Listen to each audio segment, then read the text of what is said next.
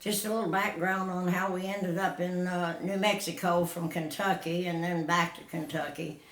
My granddad, Thomas, who was my mother's father, contracted tuberculosis. And that was 1906 or 7 when my mother was 6 or 7 years old. And they packed up and moved out to New Mexico to Roswell, and he was laid out in that dry air and the beautiful sun, and was well in 6 months and lived another 40 or 50 years. So that's how we ended up in Roswell. They took the train out there, and that was pretty brave of them, and back in that time of the 1900.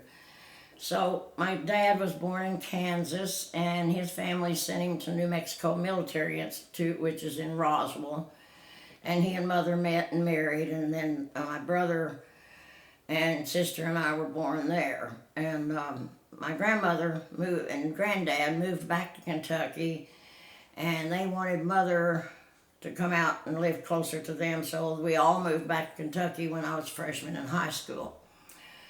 And then we moved to Lexington when I graduated from high school, and I met and married Jack Elmore, Mike's father, and 10.5 months later we had this 8-pound, 9.5-ounce surprise, and he was adorable, of course, and that was Michael, born in 1954.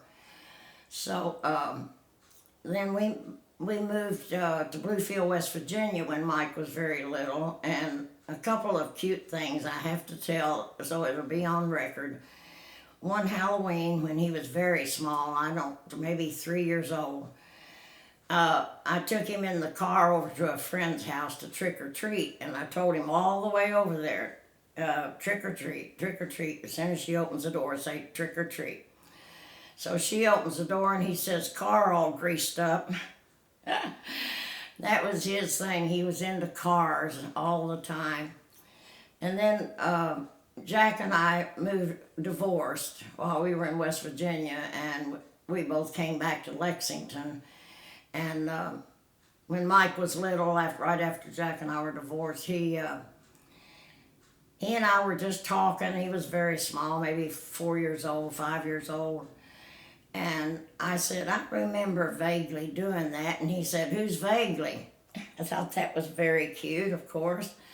And then Mike, he was in a band and went to Denver, Colorado, and he liked it so much out there that he moved out to Colorado in 1979. So, and that was the year my mother passed, and my dad passed in 79, my mother passed in 89. But Mike has stayed out in Colorado, and he's here visiting me right now because I'm minus one toe. He took me down there to have my toe chopped off, and he's been a big help to me here, and we've had a wonderful visit together.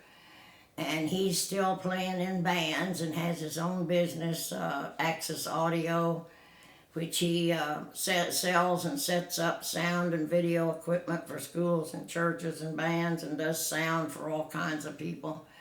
Has a wonderful talent. And that's my story, and I'm sticking to it.